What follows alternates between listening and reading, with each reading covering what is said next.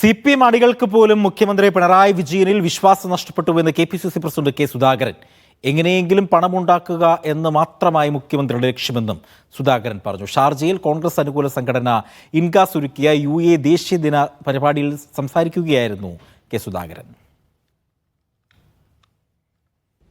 CPM പ്രവർത്തകന്മാർ പോലും പ്രാദേശിക കമ്മിറ്റികളിൽ ചർച്ചയാണ്. മുഖ്യമന്ത്രിക്കെതിരെയുള്ള ആക്ഷേപങ്ങൾ വളരെ വലുതാണ്. അവർക്ക് മുഖ്യമന്ത്രിക്ക് ഇതൊന്നും അറിയണ്ട. 8 വർഷമായി അദ്ദേഹം ഭരിക്കുന്നു.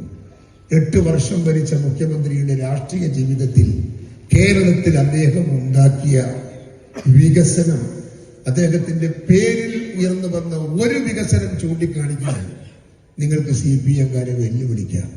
ഒരു ചുക്കും ചുണ്ണാമ്പും ഉണ്ടാക്കിയിട്ടില്ല. അതുകൊണ്ട് തന്നെ ജനങ്ങളെതിരാണ്, പാർട്ടി അണികളെതിരാണ്. അദ്ദേഹത്തിന് പിണറായി വിജയനും ഒരൊറ്റ ലക്ഷ്യമേ ഉള്ളൂ. എന്താ ലക്ഷ്യം? പണം പണം പണം പണമാണ് ലക്ഷ്യം. ആ പണമുണ്ടാക്കാൻ ഏത് വൃത്തികെട്ട മാർഗവും അവർ സ്വീകരിക്കും.